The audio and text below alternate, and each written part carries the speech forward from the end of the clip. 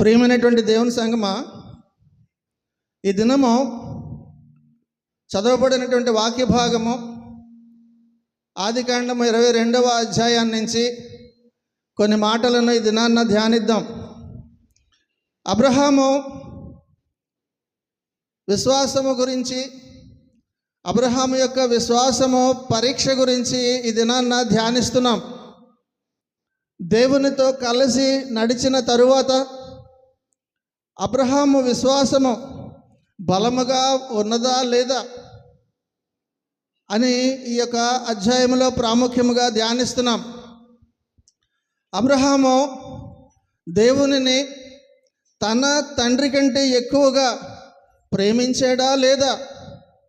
అబ్రహాము దేవునిని తన కుమారుని కంటే అధికముగా ప్రేమించినాడా లేదా అన్నది ఇది నాన్న చూస్తున్నాం. ఆ 22వ అధ్యాయం మొదటి భాగంలో మనం చూస్తాం. చాలండి. ఆ సంగతులు జరిగిన తరువాత, ఏ సంగతులు జరిగిన తరువాత అంటే అబ్రహాము తన యొక్క జీవితంలో అంతవరకు, ఆ క్షణము వరకు ఎన్నో అనుభవాలు చూశాడు.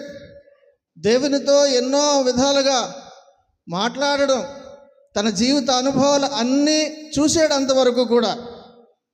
అంతవరకు కూడా తన జీవితంలో ఎన్నో కష్టాలు చూశాడు, ఎన్నో ఇబ్బందులను ఎదుర్కొన్నాడు. అందుకే ఇవన్నీ కూడా జరిగిన తర్వాత అని అర్థం. అక్కడ ఆ సంగతులు జరిగిన తర్వాత అబ్రహాము ఈ సంగతులన్నీ జరిగిన తర్వాత ఇప్పుడిప్పుడే కొంచెం సేద తీర్చుకుంటున్నాడు. ఇప్పుడిప్పుడే మనసు కుదుట పడుతుంది. ఇప్పుడిప్పుడే కష్టాలన్నీ కూడా తీరి అమ్మయ్య అనుకుంటున్నాడు. ఇంకా ఎన్నో తుఫాన్లు ఎదుర్కొని తన యొక్క జీవితంలో ఇక కష్టాలు అయిపోయారా అన్న భావన కొద్దిగా వచ్చి విశ్రాంతి తీసుకుంటూ సేద తీరుస్తున్నాడు. తన జీవితంలో అనేకమైనటువంటి సుడిగాలులు లాంటి సమస్యలు ఎదుర్కొన్నాడు. భయంకరమైనటువంటి పరిస్థితులన్నిటినీ కూడా చవి చూశాడు. ఇంతలోనే ఇలాగ చవి చూసి ఇంకా విశ్రాంతి తీసుకొనక ముందే భయంకరమైనటువంటిది, ఇక ముందు ఎన్నడూ కూడా రానటువంటి ఒక సమస్య తన ముందుకు వచ్చింది. ముందున ఉన్నటువంటి సమస్యలన్నిటికంటే భయంకరమైనటువంటి సమస్య, పరీక్ష తనకి ఎదురయ్యింది.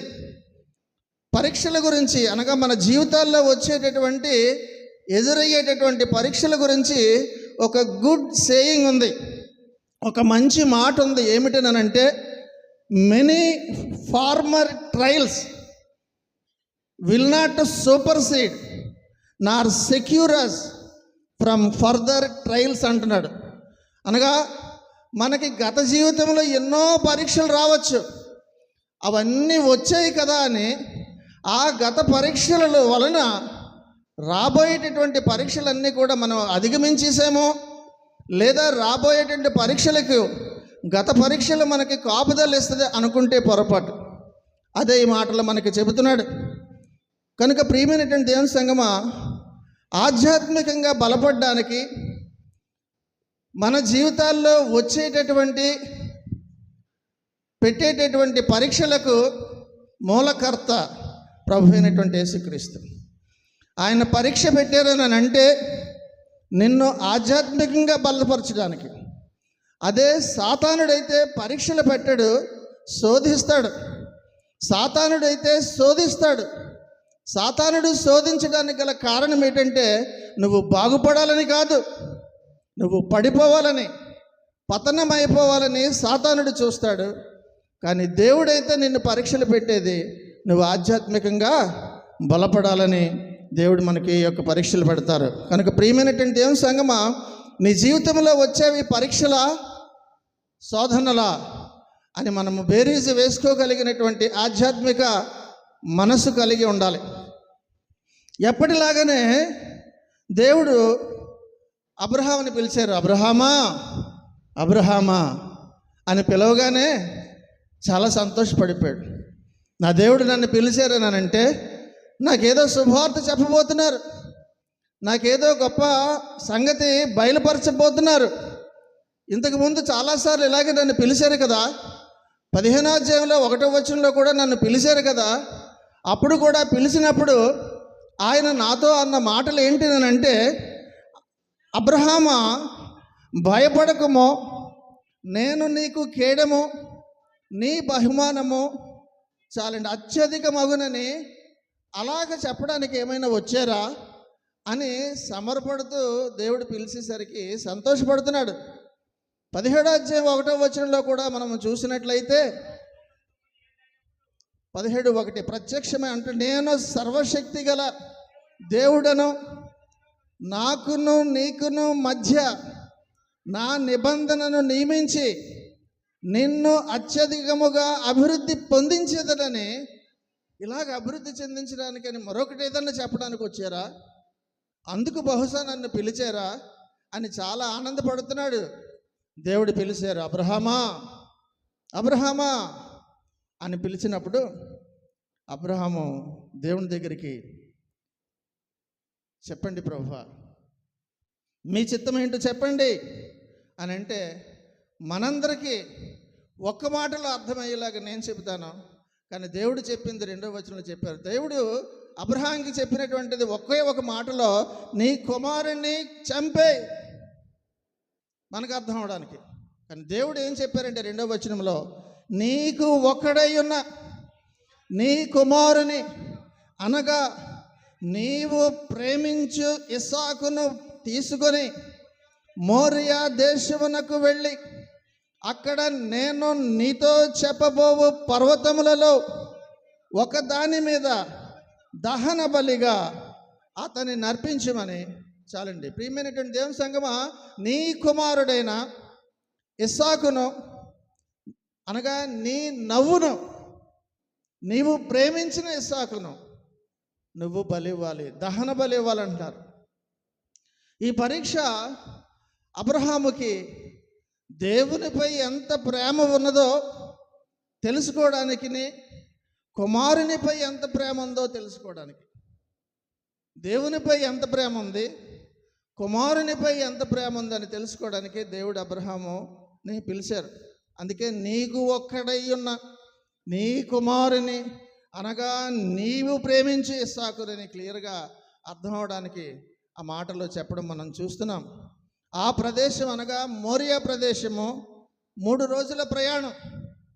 చెప్పినటువంటి మాట ప్రకారంగా బయలుదేరి వెళ్ళాలనంటే 3 రోజుల ప్రయాణము. అక్కడ ఆ మోరియా ప్రదేశానికి నువ్వు వెళ్ళి నేను నీతో చెప్పబో ఒక పర్వతం మీద దహన బలిగా అర్పించు అని చెప్పారు. ఇక్కడ అబ్రహాము యొక్క విధేయత చూస్తాం. హెబ్రీయులకు రాసిన పత్రిక 11లో 17వ వచనంలో ఎలాగ విధేయత చూపించాడన్న మాట ఒక్క మాటలో ఒక సెంటెన్స్లో అక్కడ ఉంది. 17లో చూస్తాం, అబ్రహాము శోధింపబడి విశ్వాసమును బట్టి ఇస్సాకును, చాలండి, అబ్రహాము శోధింపబడి విశ్వాసమును బట్టి ఇస్సాకును బలిగా అర్పించెను అన్న మాట మనము చూస్తున్నాం.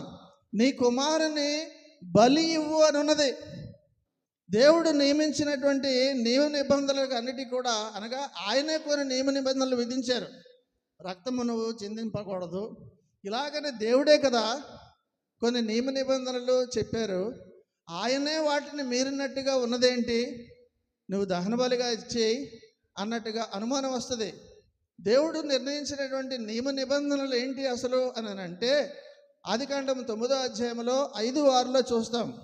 ఆదికాండం 9:5-6లో చూస్తే, మరియు మీకు ప్రాణమైన మీ రక్తమును గూర్చి విచారణ చేయుదును, దాని గూర్చి ప్రతి జంతువును నరులను విచారణ చేయుదును, ప్రతి నరుని ప్రాణమును గూర్చి వాని సహోదరుని విచారణ చేయుదును, నరుని రక్తము చిందించు వాని రక్తము నరుని వలనే చిందింపబడును. ఏలయనగా దేవుడు తన స్వరూపమందు నరుని, ఇది దేవుడు నిర్ణయించినటువంటి కట్టడి కదా. ఆయన నియమించినటువంటి కట్టడిని ఆయనే ఎలాగ మీరుతారు, అని అనిపించేటటువంటి ప్రశ్నే నీ కుమారుణ్ణి దహన బలిగా ఇవ్వు అని చెప్పడం. మార్పు లేనటువంటి దేవుడు, మారనటువంటి దేవుడు ఇప్పుడు తనతోనే తానే విభేదిస్తారా అని ఆలోచింపచేసేటటువంటి పరీక్ష అబ్రహాముకి వచ్చినటువంటి ఎదురు పరీక్ష. ఎందుకు ఇస్సాకుని బలి ఇమ్మన్నారో కారణం మాత్రం అబ్రహాముకి చెప్పలేదు. మనకంటే తెలిసి ముందుగానే చదివాం కనుక. ఇక్కడ ఇస్సాకు చనిపోవాలి, అబ్రహాము చంపాలి. ఈ రెండే మాటలు దేవుడు అబ్రహాం ద్వారా కోరుకున్నటువంటిది. అయితే ఇద్దరికీ కూడా ఎందుకు అన్నది తెలియదు, లేదా ఎందు నిమిత్తం అనేది కూడా దేని గురించి అనే విషయం ఇద్దరికీ కూడా ఈ విషయం తెలియదు. ఎన్నో ప్రశ్నలు, దేవుడు ఏంటి ఇలా చెప్పారు అని అబ్రహాం మనసులో రకరకాలుగా ఆలోచిస్తున్నాడు, పలు విధాలుగా ఆలోచిస్తున్నాడు. శారా ముఖము నేను ఎలా చూడగలను? ఇక్కడి నుంచి బలి ఇచ్చిన తర్వాత ఇంటికి వెళ్ళాక శారా ముఖము నేను ఎలా చూడాలి? లేదా ఆ కాలంలో అక్కడ ఉన్నటువంటి ఐగుప్తీయులు ఏమనుకుంటారు? ఈ కథ తెలిసి అమోరీలు ఏమనుకుంటారు? కనానీయులు ఏమనుకుంటారు? పెరిజ్జీలు ఏమనుకుంటారు?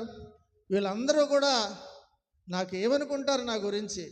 ఈ జరిగినటువంటిది సంఘటన బట్టి పలు విధాలుగా అనుకుంటారే అని మనసులో ఎన్నో ఆలోచనలు అబ్రహాముకి. మనము కూడా దేవుడు ఏది చెబితే అది ప్రశ్నించకుండా చేయాలి. మారు మాట్లాడకూడదు, మనుషులను అడగకూడదు. నాకు ఇవాళ ఈ వాక్యం వచ్చింది, దేవుడు నాతో ఇలా మాట్లాడారు ఇది నా ప్రసంగం ద్వారా, అబ్బాయి ఇలా చేయమంటావా అని నువ్వు మనుషుల్ని అడగకూడదు. మనుషుల్ని అడిగితే నిన్ను సైడ్ ట్రాక్లోకి వెంటనే వెళ్ళిపోతావు. కనుక ప్రియమైనటువంటి దేవుని సంగమా, దేవుడు నిన్ను ఏది చేయమన్నారో అది నువ్వు తూచా తప్పకుండా చేయడం అన్నది అలవాటు చేసుకోవాలి. అబ్రహాం అదే చేశాడు, కానీ వెళ్ళి సారాని అడగలేదు, ఎవరిని కూడా అడగలేదు. ఇది ఇలాగ దేవుడు చెప్పారు అని ఒక కౌన్సిల్ ఏర్పాటు చేసుకొని ఏం చేయమంటారు, బలి చేయమంటున్నారైనా చేయమంటారా అని ఒక్కరిని కూడా అడగలేదు. తన కొడుకు కూడా చెప్పకుండా తన మనసులోనే అన్నీ పెట్టుకొని ఎన్ని బాధలున్నా సరే, అగ్నిపర్వతం గుండెల్లో ఉన్నా సరే ఒకడే ప్రయాణం చేశాడు 3 రోజులు. ప్రియమైనటువంటి దేవుని సంగమా, దేవుడు రాత్రి చెప్పారు, ఉదయాన్నే బయలుదేరిపోయాడు. 3వ వచనంలో ఉదయాన్నే లేచాడు ఆయన. దేవుడు చెప్పింది అమలు చేయడానికి బయలుదేరిపోయాడు. ఆలస్యము చేయలేదు ఇంకేమీ కూడా. నీవు కూడా దేవుని మాటలు విన్న తర్వాత రేపు చేద్దాంలే, తొందరే ఉంది, అదే నీకు అవసరమైతే తొందర పెట్టేస్తావు, దేవా చేసే ఇప్పుడే. కానీ నువ్వు దేవునికి చేయవలసినటువంటి పరిస్థితి వచ్చినప్పుడు నీవు కూడా అబ్రహాంలాగా వెంటనే మారు మాట్లాడకుండా, రెండవ మాట ఆలోచన రాకుండా, నాకు దేవుడు ఈ దినాన్ని నుంచి ఇలా చేయమన్నారు, ఈ వాక్యం ద్వారా ఈ దినాన్ని నుంచి నాకు ఇలాగ ఉండమని చెప్పారు, దీని గురించి నేను ఎవరితో చర్చించను, నాకు నేనుగా నిర్ణయించుకుంటాను, మాట్లాడింది నాతో దేవుడే కదా అని చేయగలిగినటువంటి కృత నిశ్చయము, దృఢ నిశ్చయము నీ మనసుకి రావాలి దేవుని వాక్యం విన్నప్పుడు. ప్రియమైనటువంటి దేవుని సంగమా, నువ్వు దేవుని మాటలు వింటున్నావు కదా, అవి ఆచరించడానికి ఎప్పుడు కూడా ఆలస్యము చేయకొని దినాన్న దేవుడు మనతో చెప్తున్నారు. దేవుని చిత్తాన్ని చేయాలనుకునేటటువంటి వాడు హృదయపూర్వకంగా వెంటనే చేస్తాడు. ఆలస్యము చేస్తే ఏమవుతుందనంటే హృదయము కఠినమైపోద్ది. మొట్టమొదటి ఈ రోజుకి చెప్పింది ఈరోజు రేపు చేసేద్దాం అన్న దానికి 4 రోజుల తర్వాతకి ఇంకొకలాగా ఉంటుంది. కనుక దహన బలి ఇవ్వడానికి అన్నీ సిద్ధం చేసుకున్నాడు. దహన బలికి తానే ఎవరికీ చెప్పకుండా అన్నీ కూడా అబ్రహాము సిద్ధం చేసుకున్నాడు. కట్టెలు సిద్ధం చేసుకున్నాడు. మనము కూడా దేవుని యొక్క సన్నిధికి వచ్చి ప్రతిదినము చేస్తున్నటువంటిది ఆరాధన అంటే ఏమిటనంటే ఆధ్యాత్మికమైనటువంటి బలి. మనము చేస్తుంది కూడా ఆనాడైతే బలి అర్పించారు, ఈనాడు మనము ఆరాధిస్తున్నాం. అది బలి అయితే ఇది ఆధ్యాత్మిక బలి. నీవు వచ్చింది దినాన్న దేవుని సన్నిధిలో కూర్చున్నది కబుర్లు చెప్పుకోవడానికి కాదు, దేవునిని ఆత్మతోటి సత్యముతోటి ఆరాధించడానికి, నీ యొక్క ఆధ్యాత్మిక బలిని అర్పించడానికి ఇక్కడ వచ్చావు. కనుక జాగ్రత్తగా మనం ఆలోచించి మనము హృదయాన్ని దగ్గర పెట్టుకొని ప్రవర్తించాలి. ప్రియమైనటువంటి దేవుని సంగమా, ఇది నాన్న ఆధ్యాత్మికమైనటువంటి బలి ఇవ్వడానికి నువ్వు సిద్ధంగా దేవుని సన్నిధికి వచ్చేవా లేదా? ఒకసారి ఆత్మ పరిశీలన చేసుకోవాలి. సారాకు చెప్పలేదు అబ్రహాము దేవుడు చెప్పినటువంటి ఆ ప్రదేశానికి బలి ఇవ్వడానికి బయలుదేరిపోయాడు. అబ్రహాముకు ఎటు వెళ్ళాలో తెలియదు, కానీ దేవుడు మాత్రము మార్గం ఎలా చూపించారో తెలుసా? అవన్నీ కూడా పర్వత శ్రేణి అంటారు. అవన్నీ చుట్టూ పర్వతాలే. ఆ ప్రాంతం అంతటిని కూడా మోరియా, ల్యాండ్ ఆఫ్ మోరియా అంటారు. ఆ ప్రదేశానికి వెళ్ళాలని అంటే ఎక్కడికి వెళ్ళాలి, ఏ రూట్లో వెళ్ళాలి? ఎప్పటిలాగా ఏం కాదు పరిస్థితులు. కానీ దేవుడు తనకి దారి ఎలా చూపించారనంటే, ఆకాశము మీద నుండి భూమి మీద వరకు కూడా దూరముగా ఒక పిల్లర్ ఆఫ్ క్లౌడ్, అనగా ఒక అగ్ని స్తంభము, మేఘస్తంభము ఒకటి దూరము నుంచి అబ్రహాముకి చూపిస్తే, అది చూసుకుంటూ ఓకే అక్కడ ఉంది అని దాని దూరం నుంచి చూసుకుంటూ అబ్రహాం బయలుదేరాడు. దేవుడు చూపించినటువంటి మార్గం వైపు ఆ యొక్క అగ్నిస్తంభం దూరంగా ఏ కొండల ప్రాంతాల్లో మధ్యలో కనిపిస్తుందో అక్కడికి బయలుదేరి వెళ్ళాడు. వచ్చిన తర్వాత 5వ వచనంలో అంటాడు, తన పనివారితో, మీరు గాడిదతో ఇక్కడే ఉండండి, నేనును ఈ చిన్నవాడును అక్కడికి వెళ్ళి దేవునికి మ్రొక్కి మరలా మీ యొద్దకు వచ్చేదమని. చాలండి, కనుక వాళ్ళని అక్కడే ఉండండి అన్నాడు. నేను నా చిన్నవాడు వెళ్ళి దేవునికి మ్రొక్కి వస్తామన్నాడు. విశ్వాసం. అక్కడికి వెళ్ళి అన్నమాట ఆ ప్రదేశం అని కాదు, ఎగ్జాక్ట్గా దేవుడు ఏ యొక్క ప్రదేశం అని చెప్పారో, ఎక్కడ బలి ఇవ్వాలో ఆ ప్రదేశము ఎక్కడైతే దూరం నుంచి తనకి చూపిస్తున్నారో, ఆ యొక్క పిల్లర్ ఆఫ్ క్లౌడ్, ఆ యొక్క అగ్ని స్తంభంలాగా దూరం నుంచి ఏ కొండ మీద అయితే అలాగ ఎదురుగా కనిపిస్తుందో అక్కడికి వెళ్తున్నాడు. ఎక్కడైతే ఆ కాంతి ఆకాశం మీద నుండి భూమి మీదకి దిగి కనిపిస్తుందో అక్కడికి వెళ్ళి మొక్కి వస్తానన్నాడు. అందుకే అక్కడికి అంటున్నాడు, గో యాండర్ అని అంటాడు ఇంగ్లీష్లో. అక్కడకు వెళ్ళి మేము వస్తాము మొక్కి, మీరు ఇక్కడే ఉండండి అన్నాడు. ప్రియమైనటువంటి దేవుని సంగమా, పనివారు ఎవరు కూడా జోక్యము చేసుకోకుండా, పనివారి వలన ఎటువంటి కూడా తనకి అననుకూలత రాకుండా మీరందరూ ఇక్కడే ఉండండి అన్నాడు. నేనును ఈ చిన్నవాడే వెళ్తామని బయలుదేరారు. ఇసాకు అందరికీ కూడా చాలా ఇష్టమైన వాడు. యేసుక్రీస్తు కూడా లోకానంతటికీ కూడా ఇష్టమైనటువంటి వాడు. అందరికంటే తండ్రికి బాగా ఇష్టమైనటువంటి వాడు. ఇస్సాకు అబ్రహాముకి ఇష్టమైనట్టుగా యేసుక్రీస్తు వారు కూడా దుఃఖించుటకును ప్రలాపించుటకును గెత్సెమనేటటువంటి తోటలోనికి వెళ్ళినప్పుడు మీరందరూ ఇక్కడే ఉండండి అన్నాడు. నేనును అనగా పేతురును జబదయి కుమారులను ముగ్గురిని వెంట పెట్టుకొని వెళ్ళి మిగిలిన శిష్యులందరినీ మీరు ఇక్కడే ఉండండి అన్నాడు. అలాగే అబ్రహాం కూడా ఇక్కడ ఉండండి, మేము వెళ్ళొస్తాము. దేవుని ఆరాధించడానికి నువ్వు వస్తున్నప్పుడు, ఈ దినము ఇప్పుడు నువ్వు దేవుని ఆరాధించడానికి వస్తున్నప్పుడు మీరందరూ ఇక్కడ ఉండండి అని నీ ఆలోచనలతో చెప్పు. నీ మైండ్లో దొలిచేస్తున్నటువంటి విషయాలు, పేకలు కోసేటటువంటి అత్యవసరమైనటువంటి విషయాలు అయినా సరే మీరు ఇక్కడే ఉండండి అని నీ ఆలోచనలతో చెప్పి నువ్వు రావాలి దేవుని ఆలయానికి. దేవుని ఆలయానికి నీ మనసే రావాలి, ఇంకేమీ కూడా రాకూడదు. అన్నీ కూడా నువ్వు ఎక్కడ వదిలేయాలని అంటే కొండ దిగువనే వదిలేయాలి. అబ్రహాం అందరినీ కూడా కొండ దిగువన వదిలేసినట్టుగా నీ ఆలోచనలు, నీ పరిస్థితులు, నీ ఇబ్బందులు ఏదైనా సరే కొండ దిగున విడిచిపెట్టి దేవుని మందిరంలోనికి నువ్వు రావడం నేర్చుకో. ప్రియమైనటువంటి దేవుని సంగమా, ఇక్కడ ఇస్సాకు మీద కట్టెలు పెట్టాడు. కట్టెలు పెట్టిన వెంటనే ఏటి బరువు నాకని తోసేయలేదు. ఏటివన్నీ మోసుకుంటే కొండలని నేను ఎక్కాలా అని ఇస్సాకు పడేయలేదు. ఇష్టపూర్వకంగానే పెట్టాడు, మోసుకుంటూ వెళ్ళాడు. అసలు ఇష్టపూర్వకంగా చేస్తాడా లేదా అనే భుజం మీద ఆ కట్టెలన్నీ కూడా పెట్టి పరీక్షిస్తున్నాడు అబ్రహాం. వీడికి నాతో రావడం ఇష్టమేనా కాదా అని ముందే చెక్ చేసుకుంటూ వస్తున్నాడు. కనుక ప్రియమైనటువంటి దేవుని సంగమా, కష్టాలన్నీ అన్నింటినీ కూడా మోయడానికి సిద్ధంగా ఉన్నాడా లేదా నా కుమారుడు? యోహాను సువార్త 19:17 క్రీస్తు శిలువకు సాదృశ్యముగా ఉన్నటువంటి కట్టెలను మోసుకుంటూ ఇస్సాకు బయలుదేరి తండ్రితో వస్తున్నాడు. వారు యేసును తీసుకుని పోయిరి. ఆయన తన శిలువను మోసుకొని కపాలమన్న స్థలమునకు ఉందాక అదే వాక్యం చదివాం. కనుక శిలువను మోసుకెళ్ళడానికి సాదృశ్యముగా ఉన్నటువంటి ఆ యొక్క కట్టెలను ఇస్సాకు మోసుకొని వెళ్తున్నాడు.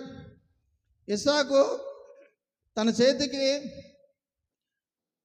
ఆ యొక్క అబ్రహాం ఇంకా ఏంటి పట్టుకున్నాడంటే కత్తిని, నిప్పును కూడా పట్టుకొని బయలుదేరాడు. ఇస్సాకు తండ్రిని అడుగుతున్నాడు. నా తండ్రి 7వ వచనంలో అంటాడు, నిప్పును కట్టెలు ఉన్నాయి కదా, చాలండి. కనుక నా తండ్రి అని పిలుస్తున్నాడు. తండ్రి అనగానే అబ్రహాముకి మొట్టమొదట ఇస్సాకుని ఇంకా కత్తితో పొడవక ముందే తన గుండెలో పొడిచినట్టు అనిపించింది ఆ యొక్క పిలుపు, తండ్రి అన్నమాటకు. ప్రియమైనటువంటి దేవుని సంగమా, తండ్రి అని పిలవగానే అబ్రహాంకి అయ్యో నా కుమారుడని గుండెల్లో గుణపం దించినట్టుగా అయింది. ఇంత ప్రేమగా పిలిచినటువంటి నా కుమారుని తండ్రి అనగానే హృదయము కరిగిపోయేటటువంటి పరిస్థితిలో ఉండవలసినటువంటి నేను కఠినంగా దేవుని యొక్క మాటను నేను చేయవలసి వస్తుంది అని ఆ విధంగా ఆలోచించి అంటున్నాడు. మనసులో అనుకుంటున్నాడు, నన్ను తండ్రి అంటున్నావు కదా నా కుమారుడా, నేను తండ్రిని కాదు, హంతకుడిని. నిన్ను త్వరలో కొద్ది సమయంలో నిన్ను చంపేపోతున్నటువంటి నీ హంతకుడిని నన్ను తండ్రి అని పిలుస్తున్నావా? అబ్రహాం అన్నాడు. అప్పుడు అతడు నిప్పును కట్టెను ఉన్నవి కానీ దహన బలికి గొర్రెపిల్ల ఏది అని అడిగాడు. బలులు అర్పించడం ఎలాగా అన్నది, బలులు అర్పించేటటువంటి విధి విధానాలన్నీ కూడా ఇస్సాకుకు తెలుసు.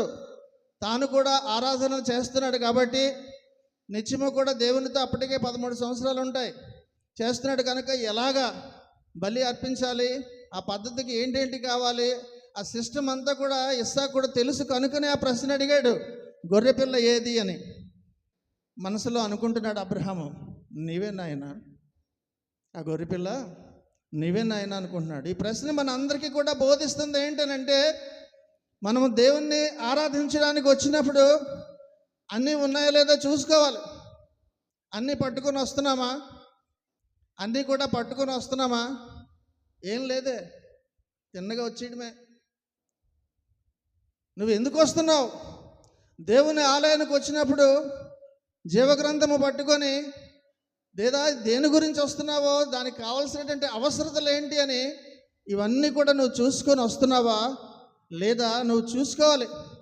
అన్నిటికంటే ముఖ్యముగా దేవుని ఆలయానికి వచ్చినటువంటి నీవు దహన బలికి ఇవ్వడానికి సిద్ధముగా అన్నీ ఉన్నాయా లేదా కూడా నువ్వు చూసుకోవాలి. ఇదిగో సిద్ధముగా ఉంది అని అక్కడ దేవుని యొక్క ఆత్మ సహాయము, దేవుని యొక్క అంగీకారము, వీటన్నిటి గురించి నువ్వు ఆలోచిస్తూ దేవుని సన్నిధిలోనికి నువ్వు రావాలి. కట్టెలు సిద్ధంగా ఉన్నాయి అనగా మన ప్రేమను మండించడానికి ఆత్మ అనేటటువంటి అగ్ని కావాలి. నువ్వు దేవుని ఆలయంలోనికి వచ్చినప్పుడు నీ ఆత్మ దేవుని యొక్క ఆత్మ చేత మండించబడాలి. అందుకు కట్టెలు నిప్పు సాదృశ్యముగా కనిపిస్తున్నాయి. దేవుని యొక్క ఆత్మ నిప్పుకు సాదృశ్యముగా ఉన్నది. కట్టెలు నీ యొక్క శరీరము, నీవు అనగా నీ లోపల ఉన్నటువంటి మనిషి దహించబడాలి, మండించబడాలి దేవుని యొక్క ఆత్మ చేత. ఆ రెండు కలిసి నువ్వు చేసేటటువంటిదే నిజమైనటువంటి ఆరాధన. లైక్ వుడ్ వితౌట్ ఫైర్, అలా ఉండకూడదు. ప్రియమైనటువంటి దేవుని సంగమా, అన్నీ సిద్ధంగా ఉన్నాయి. గొర్రెపిల్లేది ఈరోజు అన్నీ సిద్ధంగా పట్టుకొని నువ్వు వచ్చావా? గొర్రెపిల్లేది అనగా నీ హృదయం ఏది? ఇది నాన్న దేవుడు అడుగుతున్నారు. గొర్రె పిల్లల్ని పట్టుకొని వచ్చావా అనగా నీ హృదయాన్ని పట్టుకొని వచ్చావా దేవునికి అర్పించడానికి? అబ్రహాం ఇచ్చినటువంటి సమాధానం, అబ్రహాం అంటాడు, నా కుమారుడా, దేవుడే దహన బలికి గొర్రె పిల్లను చూసుకొను అన్న మాట అక్కడ 8వ వచనంలో చూస్తాం. కాబట్టి ఇస్సాకు బదులుగా బలిగా అర్పించడానికి అన్ని కూడా సిద్ధపరుస్తున్నాడు అక్కడ. అయితే క్రీస్తును ఇక్కడ మనకి సాదృశ్యముగా చూపిస్తున్నారు.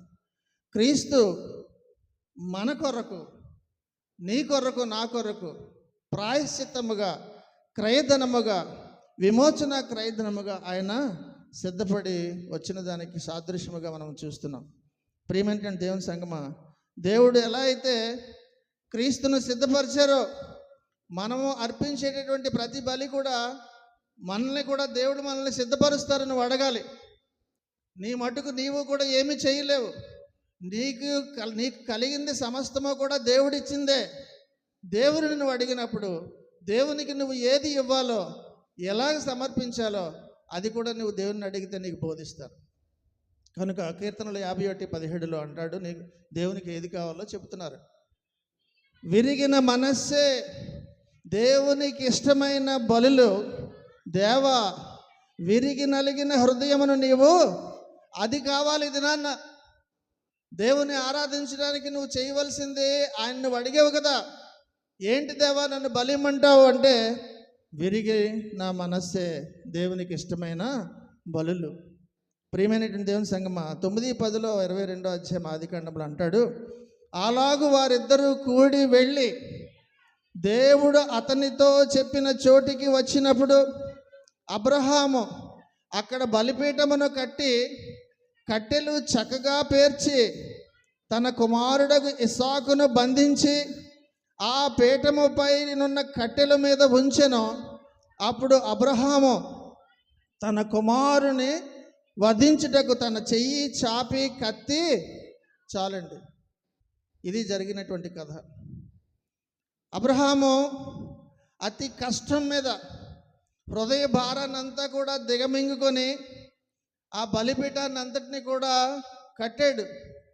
ఎన్నోసార్లు అంతవరకు కూడా దేవుని ఆరాధించడానికి చాలాసార్లు బలిపీఠం కట్టినా అప్పుడు బాధ అనిపించలేదు. కానీ ఈసారి కేవలము తన కుమారుణ్ణే ఏకంగా దహన బలిగా ఇవ్వడానికే ఆ బలిపీఠను కడుతున్నప్పుడంతా కూడా కళ్ళల్లోంచి నీళ్లు జలజల కారుతున్నాయి. కుమారుడు గమనించడం లేదో, దేవుడు గమనిస్తున్నారు. వెనక్కి తగ్గలేదు అబ్రహాము. అన్నీ కూడా ఒక రాయి మీద ఒక రాయి అన్నీ కూడా బలిపీఠం సిద్ధం చేస్తున్నాడు. కానీ ఇది ఇస్సాకు కొరకు కడుతున్నదని హృదయ భారంతో కడుతున్నాడు. కట్టెలన్నీ కూడా పేర్చాడు. అవి ఇస్సాకు కొరకు ఏర్పరిచినటువంటి దహన సంస్కారానికి పేర్చినటువంటి కట్టెలు అవన్నీ కూడా అలా పేర్చి ఇస్సాకుతో అన్నాడు, నా కుమారుడా, నీవే దహన బలి, నీవే నేను అర్పించబోతున్నటువంటి దహన బలి నీవే అని మాట చెప్పినప్పుడు ఇస్సాకు గబగబా పారిపోలేదు.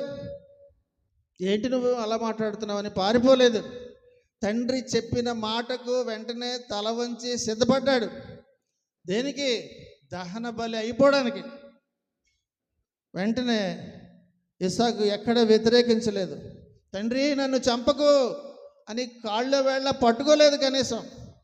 వెంటనే తల వంచి తండ్రి యొక్క మాటను, చిత్తాన్ని నెరవేర్చడానికి సిద్ధపడిపోయి తండ్రికి తనని పూర్తిగా అప్పగించేసుకున్నాడు. నీ ఇష్టం అన్నట్టుగా.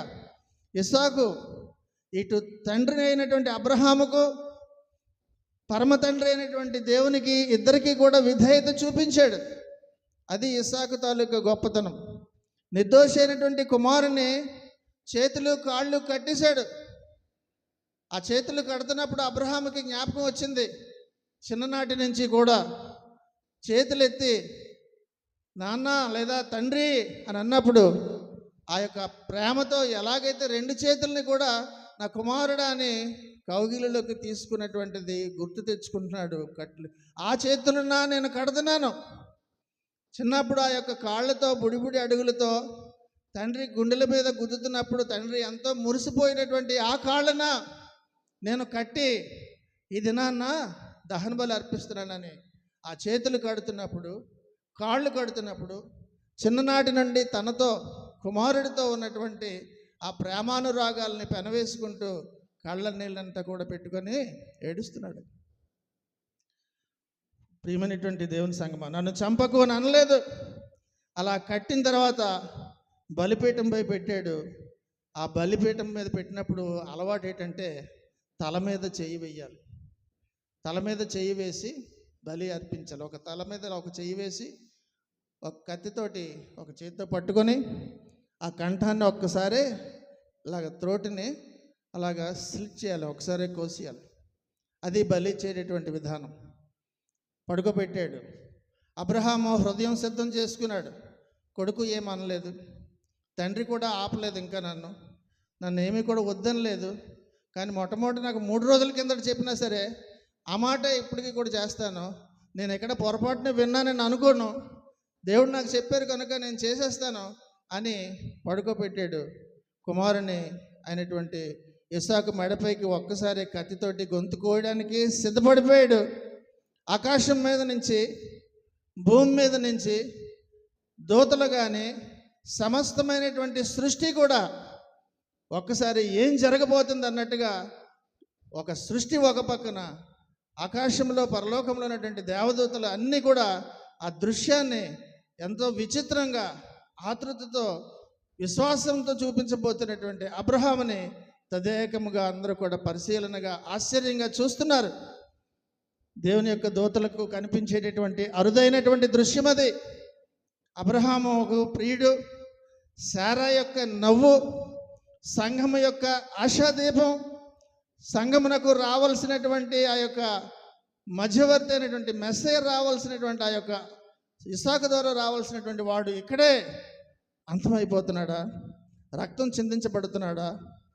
అబ్రహాము ఇస్సాకును బలి అర్పించడం ద్వారా దేవునిపై తనకి ఎంత ప్రేమ ఉందో ప్రదర్శించాడు. యెషయా గ్రంథం 53:10 మనం చూసాం ఈ మధ్య కాలంలో మరొకసారి. అతనిని నలుగగొట్టుటకు యెహోవాకు ఇష్టమాయను. జకర్యా 13:7 కూడా మంచి మాట చూస్తాం. జకర్యా 13:7 చూస్తే, ఖడ్గమా నా గొర్రెల కాపరి మీదను నా సహకారి మీదను పడుమో, ఇదే సైన్యములకు అధిపతియగు యెహోవా వాక్కు. చాలండి. కనుక ఖడ్గమా నా గొర్రెల కాపరి మీదను నా సహకారి మీదను పడుము, ఇదే సైన్యములకు అధిపతియగు యెహోవా అని చెప్పినటువంటి మాటలను నెరవేర్పు జరుగుతుంది. అబ్రహాము కుమారుని విడిచిపెట్టడానికి, తన విధులను చేయడానికి, తన కర్తవ్యాన్ని అంతా కూడా చేయడానికి సిద్ధముగా ఉన్నాడు. అబ్రహాము చూపించినటువంటి విశ్వాసంలో మనందరము కూడా నడవాలి. ఎంత ప్రగాఢమైనటువంటి విశ్వాసము చూపించాడో, ఎక్కడ కూడా ఒక్క సెకను కూడా తప్పుగా కానీ రెండవ ఆలోచన కానీ పెట్టుకోకుండా దేవుని మాటని తూచా తప్పకుండా ఎలా పాటించాడో అలా పాటించడం మనం అలవర్చుకోవాలి.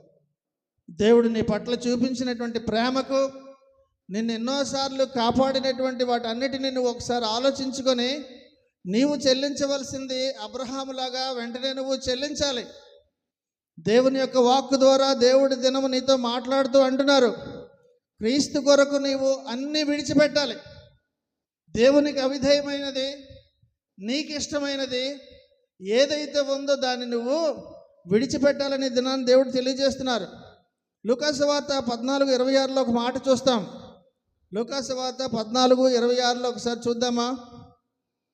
ఎవడైనను నా యొద్దకు వచ్చి తన తండ్రిని, తల్లిని, భార్యను, పిల్లలను, అన్నదమ్ములను, అక్క చెల్లెండ్రను, ఏంటండి, తన ప్రాణమును సహా ద్వేషింపకుంటే వాడు నా శిష్యుడు. నువ్వు ప్రాణం ఇచ్చిమంటలేదు, ప్రాణాన్ని ద్వేషించమంటున్నారు. నీ ప్రాణాన్ని నువ్వు ద్వేషించు, దేవుడు అడిగితే నేను ఇస్తాను అని అబ్రహాంలాగా అచంచలమైనటువంటి విశ్వాసం నువ్వు ఎప్పుడైతే చూపిస్తావో అప్పుడే నువ్వంటే దేవుడు ఇష్టపడతారు.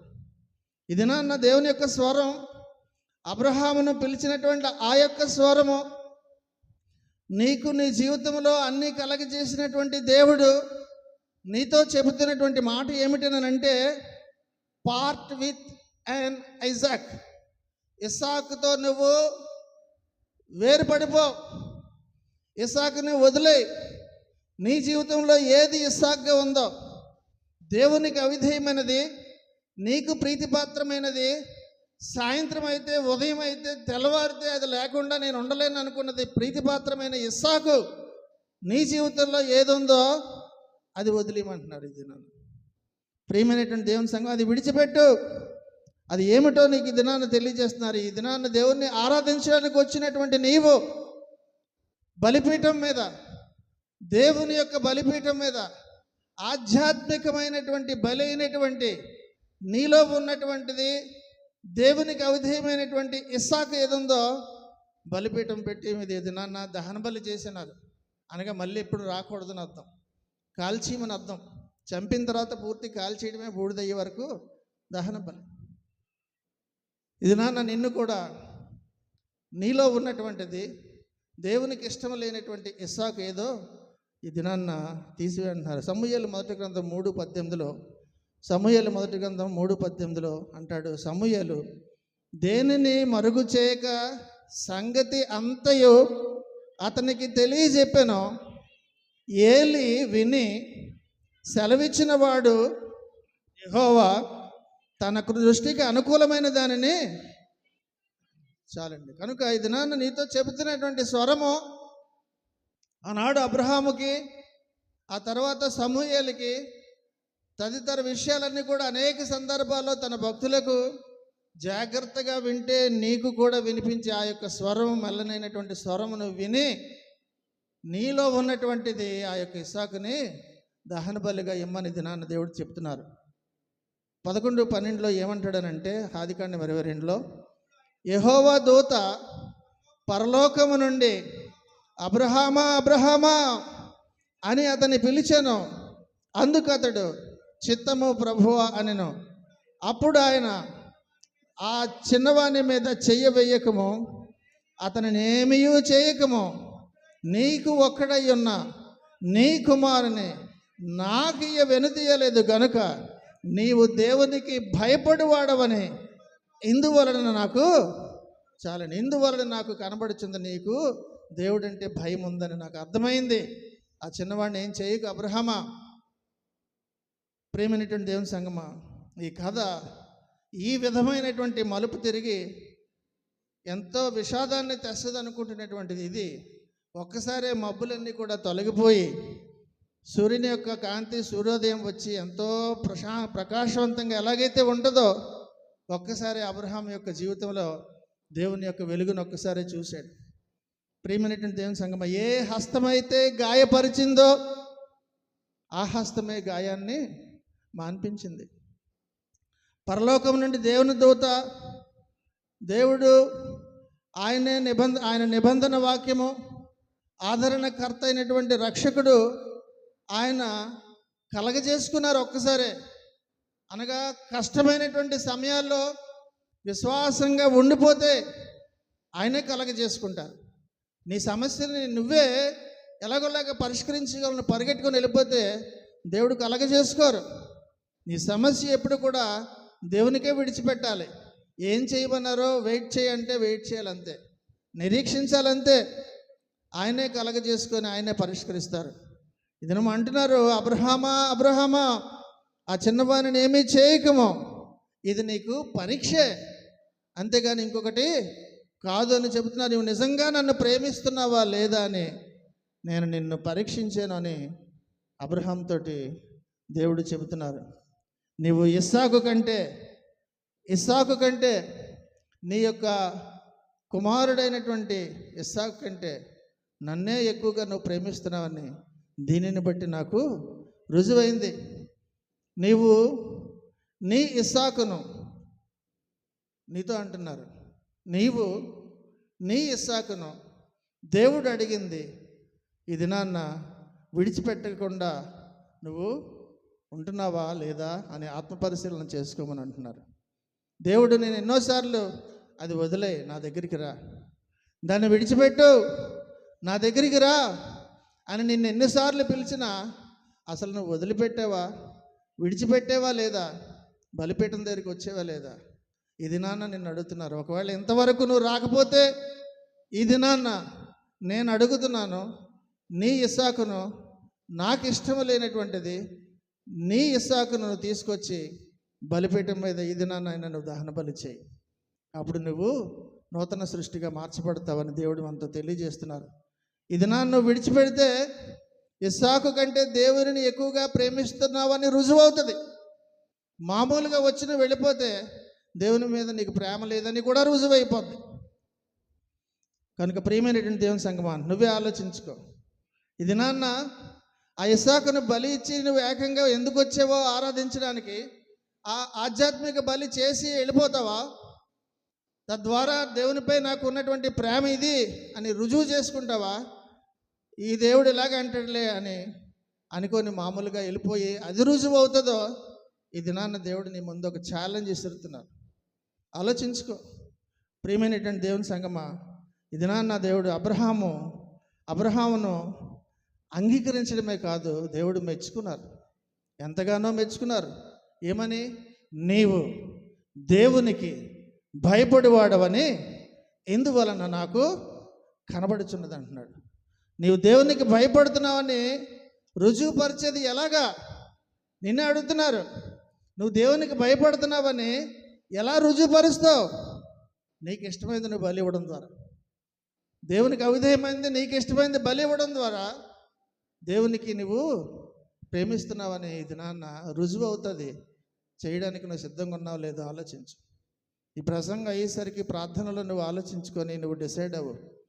ప్రియమైన దేవుని ఇస్సాకుకు బదులు మరొక బలి ఇక్కడ ఏర్పాటు చేశారు. అక్కడ నీ గురించి కాదు, బలిపీఠం కట్టి దాని మీద కట్టెలన్నీ కూడా పేర్చాడు. ఎందుకంటే దేవునిని ఆరాధించడానికి వచ్చినప్పుడు ఏదో ఒక బలి చేసిన తర్వాత సాక్రిఫైస్ చేసే వెళ్ళాలి. ఆలయానికి వచ్చిన తర్వాత ఆ వారం అంతటిలో ఒకవేళ నువ్వు ఏదన్నా చేయకూడదు చేస్తే దానిని బలిపీఠం మీద దహింపచేసి మరి అన్నడు కూడా దాన్ని చూడకుండా నువ్వు ఆ దినము అనగా ఈ దినము కూడా నువ్వు దేవుని ఆలయంలో నుంచి వెళ్ళగలగాలి. ప్రియమైనటువంటి దేవుని సంగమా, ఇస్సాకును విడుదల చేసినందుకు కృతజ్ఞతగా దేవునికి బలి అర్పించి ఆరాధించాలి కనుక బలిపీఠము కట్టాడు.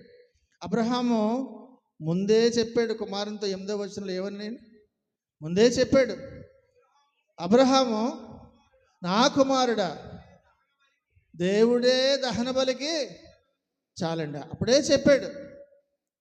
ఆ విశ్వాసంతో ఉన్నాడు అప్పటి నుంచి కూడా.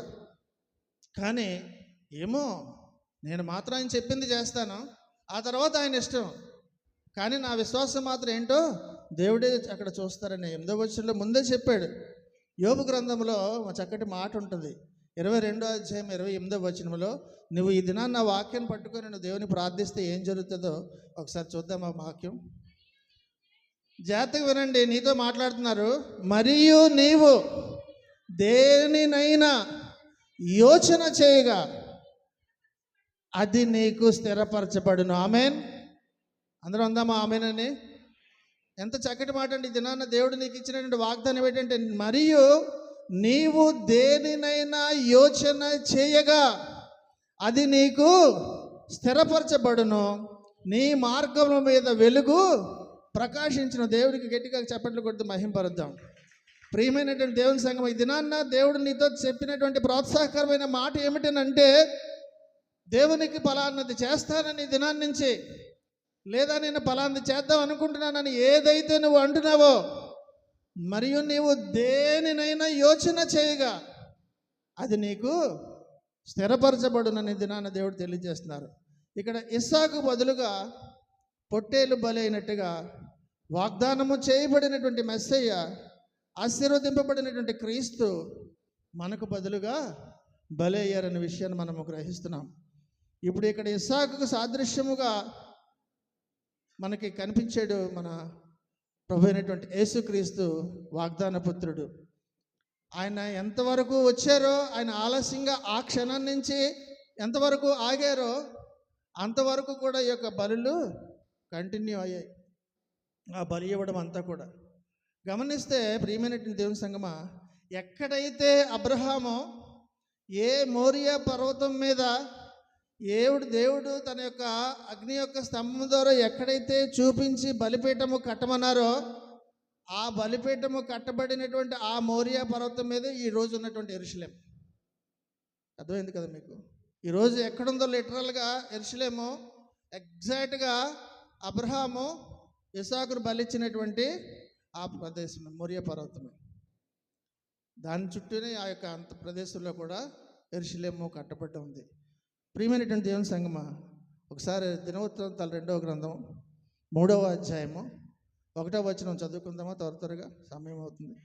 తరువాత సొలొమోను యెరూషలేములో తన తండ్రి అయిన దావీదునకు యెహోవా ప్రత్యక్షమైనప్పుడు, అదే మోరియా పర్వతమందు దావీదు సిద్ధపరిచిన స్థలమున యెబూసీయుడైన ఓర్నాను కళ్ళమందు దావీదు ఏర్పరిచిన స్థలమున యెహోవాకు ఒక మందిరము కట్టనారంభించిన. అదే అబ్రహాము ఇస్సాకును బలిచ్చినటువంటి బలిపీఠము కట్టినటువంటి ప్రదేశమే ఈనాడు ప్రపంచ పటంలో మనకు కనిపిస్తున్నటువంటి ఆ యొక్క డోమ్ ఆఫ్ రాక్, ఆ యొక్క గోపురం మనం చూడగానే వెంటనే మనకి వెంటనే మనకు కనిపించాలి.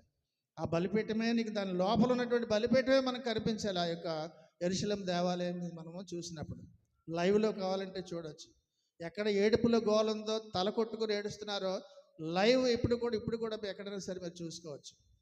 ప్రియమైనటువంటి దేవుని సంగమా, ఈ దినాన్న ఒక కొత్త పేరు ఆ యొక్క పర్వతానికి పెట్టారు. ఆ కొత్త పేరు ఏంటండి? ప్రపంచంలోని విశ్వాసులందరూ కూడా నమ్మి సంతోషముగా ఉండడానికి ఆ పర్వతానికి అబ్రహాం పెట్టినటువంటి పేరు యెహోవా ఈరే. యెహోవా చూచుకొనును, ద లార్డ్ విల్ ప్రొవైడ్, అనగా యెహోవా చూచుకొనును అంటున్నారు. ఈ దినాన్న ఆ యొక్క అబ్రహాము చూపించినటువంటి విశ్వాసాన్ని నువ్వు చూపిస్తే నీకు ఇస్తున్నటువంటి మరొక వాగ్దానము యెహోవా చూచుకొనును. నీ యొక్క సమస్య ఏంటుందో, నీ కష్టాలు ఏమైనావో, దేని గురించి నువ్వు ఇబ్బంది పడుతున్నావో, ఏ సమస్య గురించి రోజు దేవుని యొక్క సన్నిధిలో గోజాడుతున్నావో, ఈ దినాన నువ్వు ఆధ్యాత్మిక బలి ఇవ్వడానికి సిద్ధపడి ప్రార్థనలో ఉన్నట్లయితే దేవుడు అంటున్న మాట యెహోవా చూచుకొను. దేవునికి మహిమ కలుగును గాక. ప్రియమైనటువంటి దేవుని సంగమా, మనందరి యొక్క సంఘం యొక్క ప్రతి ఒక్కరి అవసరతలు ఏవేవైతే నిన్ను కన్నీళ్లు తెప్పిస్తున్నటువంటి దాఖలాలు అయినటువంటి విషయాలు ఉన్నాయో, దాన్ని బట్టి దేవుడు నీతో అంటున్న మాట యెహోవా చూచుకొనును. God will provide, the Lord will provide అని ఇది నాన్న నీతో చెప్తున్నారు.